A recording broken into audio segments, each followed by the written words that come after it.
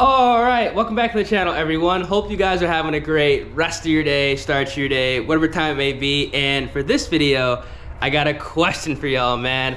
I can't be the only person that's thought about this, so let me know down in the comment section if you have as well. Now, the question I have for you guys is, for those of you who own Shelby GT350s or any car, would you consider trading up to the higher trim? Now, me being a Shelby GT350 owner, some of you guys that are watching the content are also Shelby GT350 owners. Would you trade your Shelby GT350 for a Shelby GT350R? Let me know down in the comment section if you would, and also let me know down in the comment section if you would not.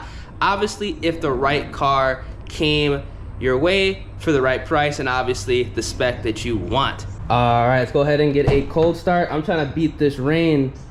I don't know why I parked like this yet again. This is stupid. Oh my God, I gotta feel like an old man getting this car again.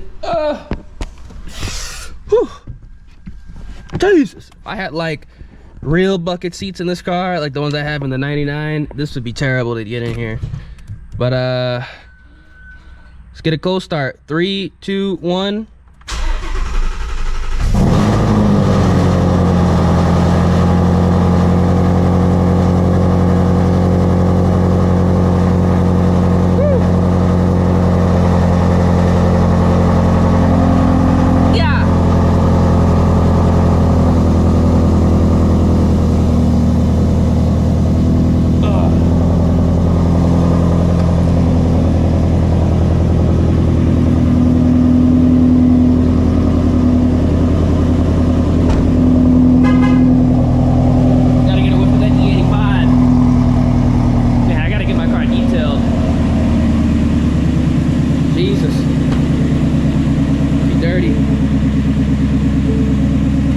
Damn, bro, it's bad. Y'all didn't see that. Whew. I gotta get this car detailed. All right, I'm gonna let the car warm up because I'm gonna be heading over to the UPS store. Luckily, I can return the fuel pump that I just bought for $99. It was a fuel pump, I guess, fuse switch in the trunk that went bad. It was a Dorman unit on the car, which I should have known. That was going to be the issue. Replaced that with a Ford unit, actually a used Ford unit, and it worked. So that's $600+ I get to go ahead and keep in my pocket, either save or reinvest into the Shelby, which I'm probably going to go ahead and put that toward the Shelby. So overall, a massive W. I'm gonna catch you guys when we get on the road.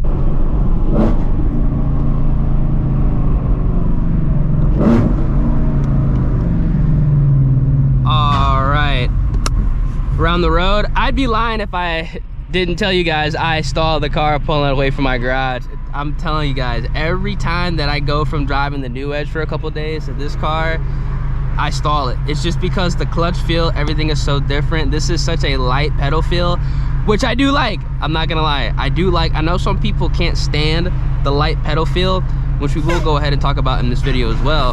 I know some people can't stand it. They put like the Steeda spring to make it softer, but I feel like that's why like the Shelby is so fun to drive, because you know it's just a very light touch, but again the car is super driver friendly. I don't know, what do y'all think? Let's put this in the track mode, fun mode. I'm gonna be shutting off my little ramp right there. I was gonna go and blast underneath the tunnel, but you can't do it anymore, at least right now. Or the underpass, my bad, not a tunnel. Woo! But for this video, I want to kind of talk about, obviously, upgrading from the Shelby GT350 to the Shelby GT350R.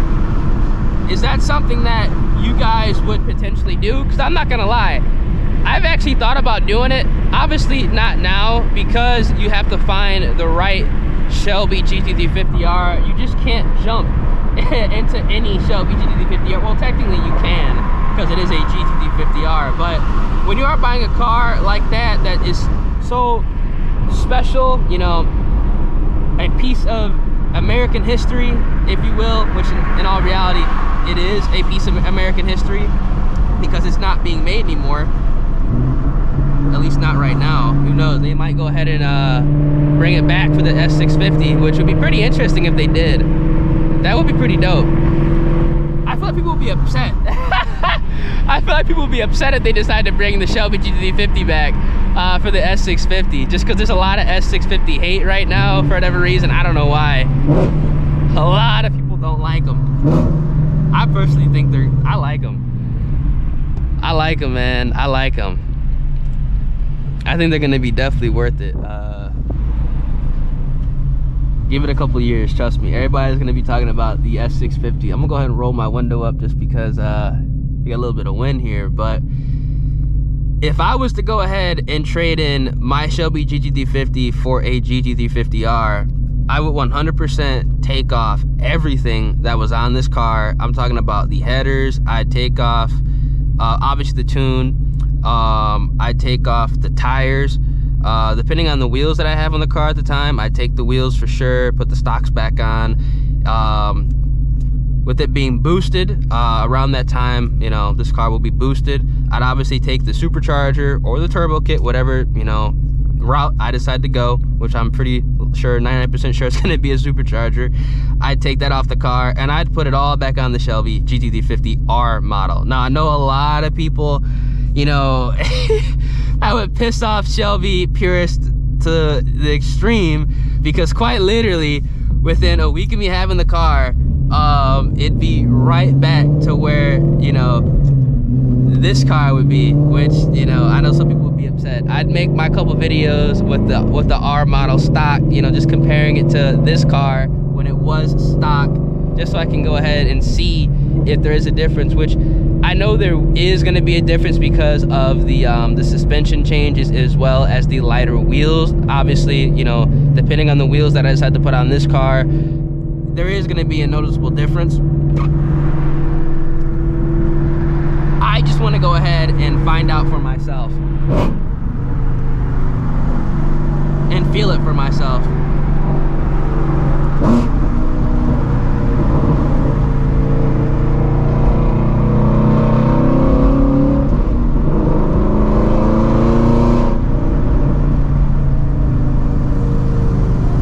But if you were to trade your GT350 in, obviously you can't go wrong with a Shelby GT350 or a GT350R.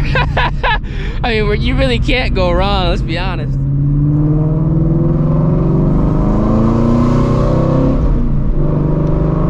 Are we good to go? Oh yeah, we're good to go.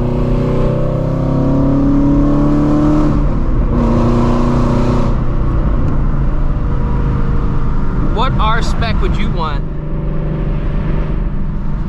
Come on now, why are we getting all this traffic right here? What the hell going on? It's a Monday.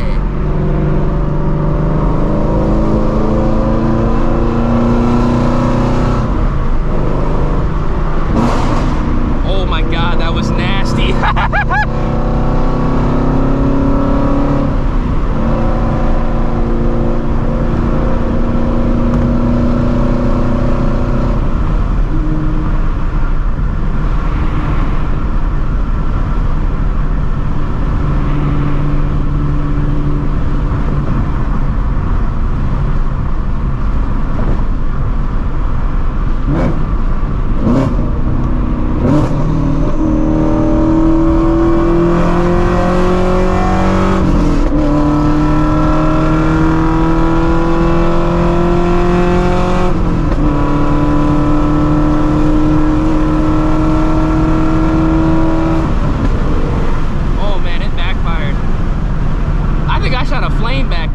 Legitimately, I literally shot a flame back there. I literally shot a flame back there. I don't know if y'all heard that, but I 100% shot a flame back there, and I wasn't even going watt. Oh shit.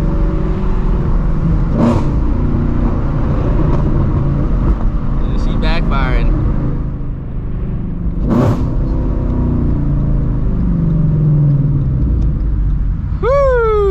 But what R spec would y'all want, man? I had to go ahead and get that out because it was too good to be true to not go ahead and just let her eat right there.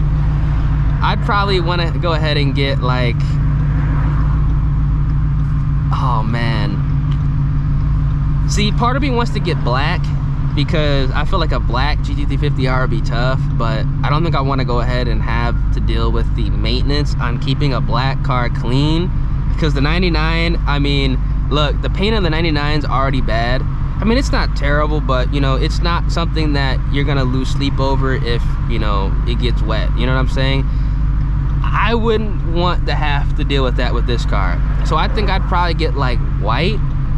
Hell, I think it's the Ford Performance Blue. Oof. Jesus, that shit looks so good. Oh, I almost stalled right there. Dude, I'm telling you right now, I'm just... that tube valve messing me up when it comes to driving this car. The red, I'd even take red, and I'm not really a red car guy. I don't know if y'all noticed, but I'm not really a red car guy. I'd rather take a yellow car over red, and that's saying a lot, a lot. I'd rather take yellow over red. I don't know what it is, man. It's just red. I feel like you can't do a lot with red. You know what I'm saying? Like the most you can do is like, I guess, bronze, or like black. But with like yellow, I mean, you could kind of do some crazy shit if you want. Like you could put like white. Hell, I even seen some guys do like silver with or like a brushed with yellow. But with like red, I feel like you'd be kind of like, locked in. So I don't know if I'd do that, but I definitely would want to get like, if I was up for it, definitely black, white. They have the orange. The orange, that would be honestly probably my #1 pick. For sure, that definitely would be my #1 pick. And maybe that Ford Performance Blue. Now, as far as the years go, obviously, because if I'm going to be spending the money on a GT350R model, I'd want to have the 19 through 20 model, preferably a 20. So, you know, obviously some colors aren't going to be available in the 20 models. I would just go ahead and take whatever color that I will be okay with, whew, for that year. Because even though I think a lot of the Gen 1 through Gen 2 arguments have been kind of blown out of proportion, because I know for a fact some people who have these cars, they do not maintain them properly. Like I know firsthand some people that have these cars, have had, and that still own these cars that don't really maintain them properly. I know some guys that go quite literally 10K miles without changing the oil. I know some guys who, you know, never check the oil, you know, stuff like that, which is kind of questionable. So I would definitely just, you know, have that with a grain of salt. You know, I wouldn't be opposed to getting a Gen 1, but just for the fact that, you know, if you're going to be buying an R model car, I feel like nowadays it'd probably be in your best interest to just bite the bullet and spend the extra money or save until you can go ahead and afford the 19 through 20 model, just so you have that resale value. Now, as far as mileage goes, I know some people want the lowest mile car possible. I actually do not want the lowest mile car possible, because I like to drive my cars. I mean, I don't keep my cars, you know, tucked in a garage all the time with the cover on it. I like to drive my cars. So I want to find an R that has like at least like 4 to 8K miles. I know some people be like, yo, what, 4 to 8K miles? You know, I put 48K miles on it in like 10 years. Like, you know, some people just, they don't be driving their shit. And they want like the lowest mile possible R. But for me personally, I don't want that. I want one with 4 to 8K miles. I don't want one that's just been sitting in a garage all its life. I want one that has had, you know, at least 1 or 2 oil changes, preferably 2 oil changes under its belt, because I don't want to go ahead and buy a car, you know, that, you know, has been sitting, and then, you know, my ass gets into it and starts, you know, racing it, because like I said, everything that would be on this car would be taken off and put on the R. So we're talking about a Shelby GT350R. I can't even speak right now, Jesus. It's early in the morning, not really, but we're talking about a Shelby GT350R that may or may not have never seen over, what, 6K RPM? Let's be honest, probably had never seen over 6K RPM from the previous owner, or owners, depending on if it was one of those cars that was just bought, flipped, and, you know, not really driven. That has, you know, 4,000 miles on it, that, and within a week goes from, you know, the stock 520, you know, crank horsepower to 900 crank horsepower. You know, I don't really want to do that with a car that has no miles on it. I don't think anybody wants to do that with a car that has no miles on it, unless it came from the factory with the supercharger on it. Obviously, these are NA. It just wouldn't, I personally wouldn't feel comfortable doing that. Could it take it? Sure, but look, I want one that has some miles on it, you know what I'm saying? I want one that's been driven, not rode hard. Very important.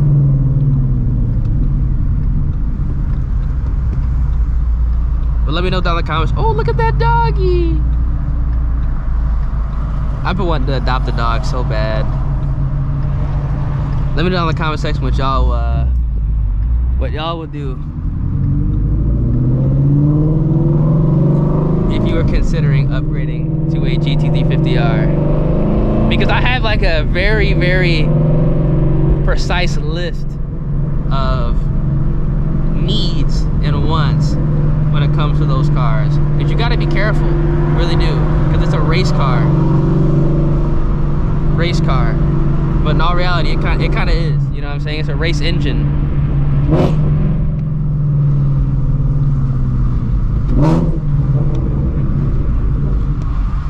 Alright.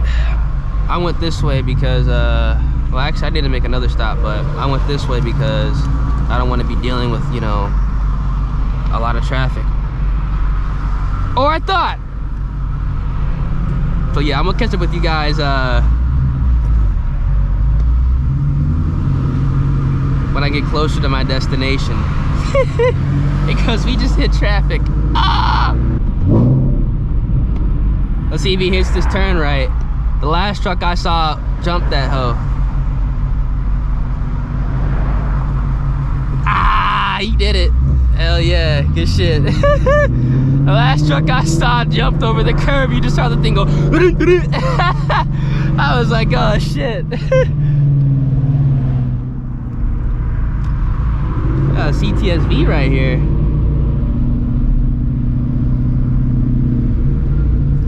I bet you that thing gets down, no cap. But I gotta stop at this Office Depot real quick. All right. I'm gonna catch up with you guys when I get back. A few moments later. All right. Just got done printing off the shipping label. So I can go ahead and return that fuel pump. Man, I'm so glad I can go ahead and do that, bro. Like, Jesus. Where's my gauges? I didn't want to go to fuel mode. There we go. But we gotta head out to the UPS store real quick, because that's where they told me to drop this off. Oh, look at this vertical drop. See right here, this is what I be talking about. Look, that Shelby GT350R lip would have been gone. Cause I know that thing is lower to the ground. Ooh. It's a nice Gen 3 car. I do like the way the Gen 3s look. I ain't gonna cap. A lot of people say like the way the Gen 2s look. Honestly, I'm a Gen 3 guy as far as looks go. You can't go wrong with either or, especially if you want to boost. Like, it don't really matter at the end of the day. Especially if you drive manual, it don't matter. Actually, I'd rather have the MT82 from the Gen 1 and Gen 2 than the Gen 3, just because the ratios are better.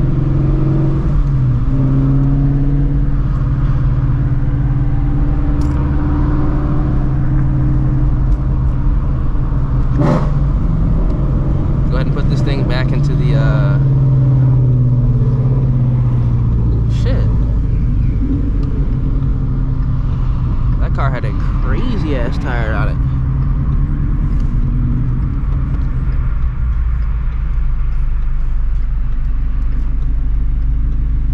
Oh wow, don't tell me that I just did a complete, wow. I should have expanded the map. Apparently, apparently where I needed to go is literally right behind where I was at. Ain't that something? Like, I probably could have just went the other way, literally. But it is what it is, man. It's decent outside.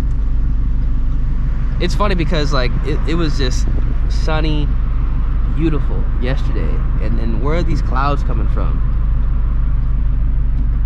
That's something else, man. Like having that R, you know, there's gonna be those guys that are like, ah, you can't drive it in the rain.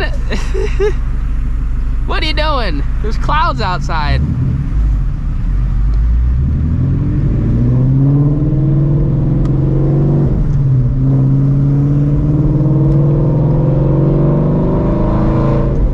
Piss off so many R owners, man. I really would. First I'd buy the car and then I would immediately just boost it. My resale value.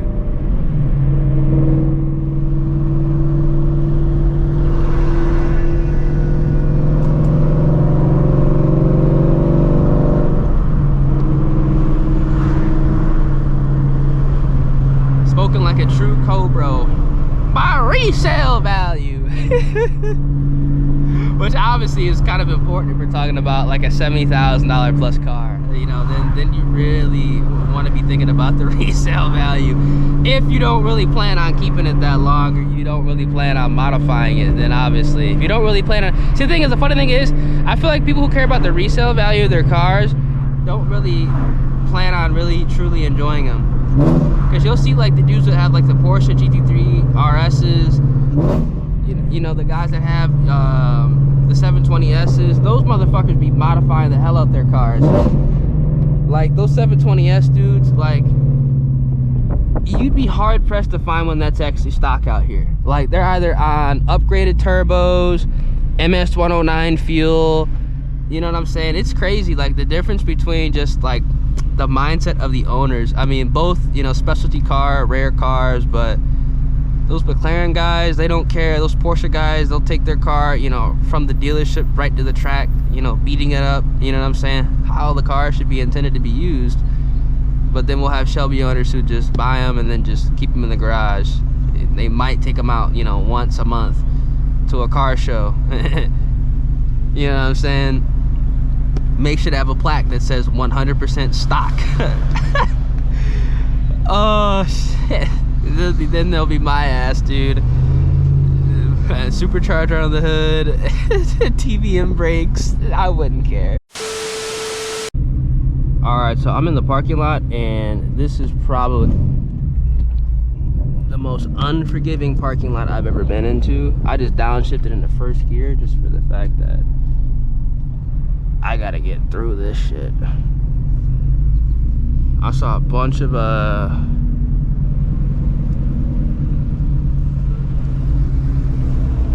speed bumps, and I'm cutting through the parking lot, which you never really want to do. I do not recommend doing this at all because it's so dangerous, but I'm trying to avoid the speed bumps as much as possible. Where the hell do I need to be at right now?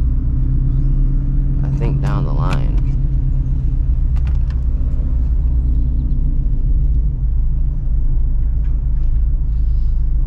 I literally see a UPS truck, so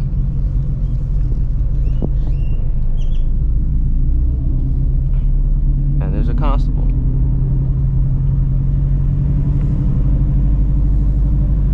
I've been looking for an HEB too, I ain't gonna lie.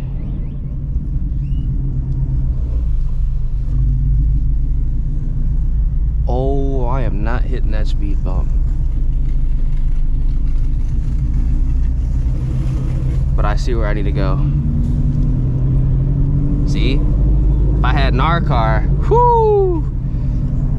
all these dips, that lip would be gone, dog. For real. Maybe it's not worth it thinking about it. I'm out here recording this video, just talking to y'all right now, and I'm just thinking about everything that can go wrong, because if I had an R, I'd be way more conscious of the places that I'd be going to, because I don't want to mess anything up. Maybe I shouldn't do it. Maybe down the line it's a bad idea, dog, no cap. Because I'm not really trying to deal with that extra responsibility with that front lip. You might not seem like a lot, but it kind of is when you think about it. Because that shit is not cheap.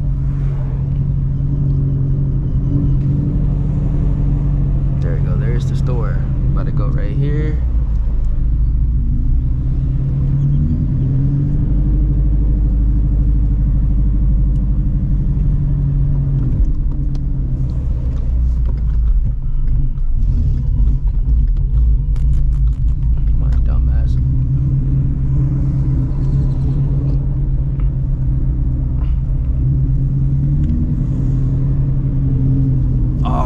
So we made it.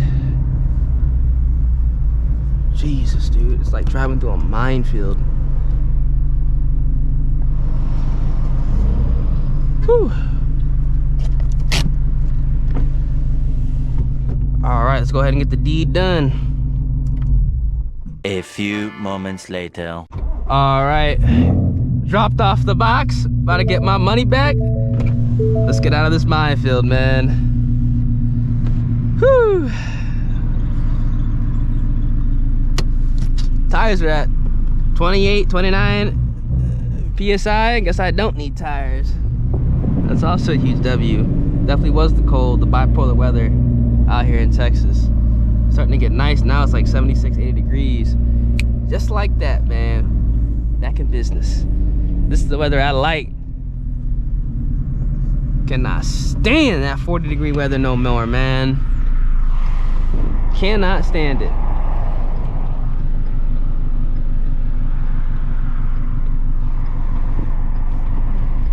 Come on now.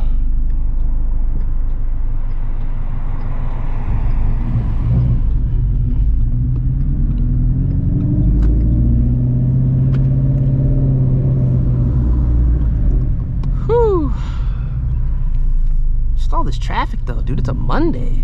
What's going on? What is going on?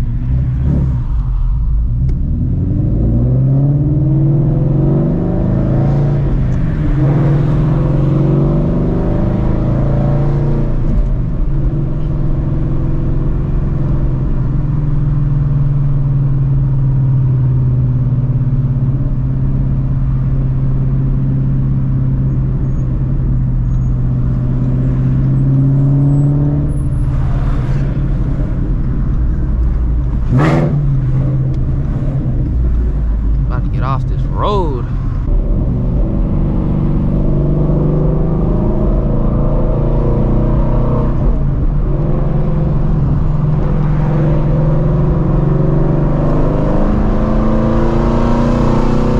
Finally, God.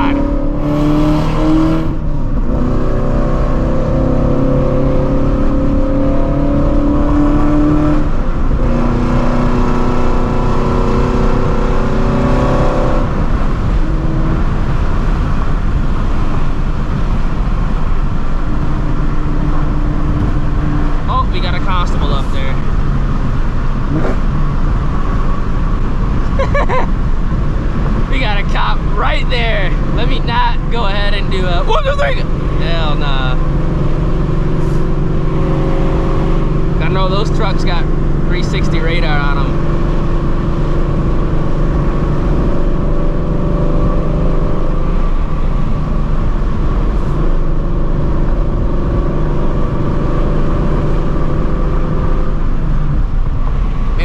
They've been out recently, man. You can't have fun at all, like, in this area. It's kind of insane. But again, I am kind of by like the police stations and whatnot. Dude, look at this car. This is actually pretty sick. That thing is pretty dope. Imagine putting like a Coyote in one of those. That would be a death trap on wheels. imagine this engine in that. Oh man, that'd be crazy.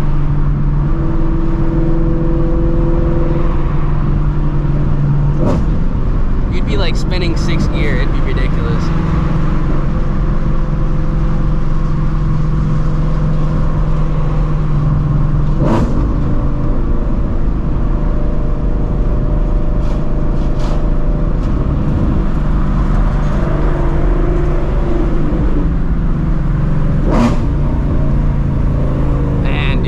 Like the quarter mile or 6130 with like a 5.2 in one of those, I bet you that hoe would probably run 6s all motor, bro. Like stock, like I'm like no mods done.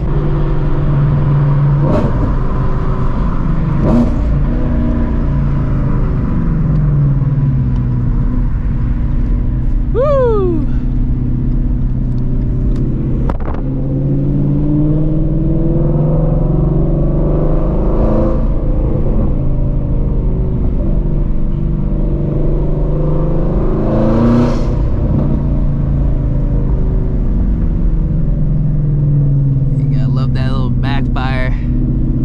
Burble.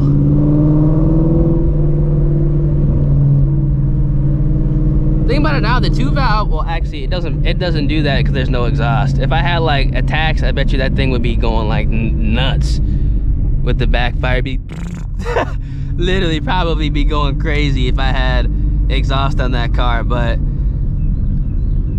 thing about the new edges is the weight.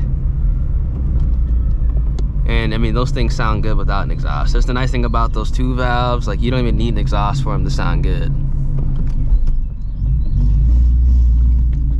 That's probably the best thing about those cars. One of the best things, the weight and the sound. Whew. See how bad the wind is. And I gotta wash this car, man. Don't look too bad, but oh man, killed the family bugs. I'm definitely gonna have to get this thing detailed inside and out.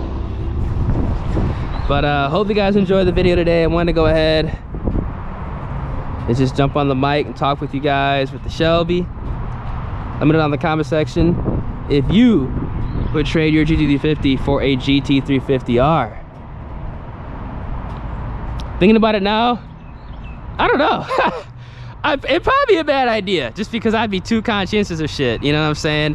And you can't go wrong with a GT350, especially one that's modified, tastefully modified, or boosted. If you guys enjoy, feel free to drop a like on the vid, subscribe to the channel, turn those post notifications, and we'll catch you guys in the next one, y'all. Deuces.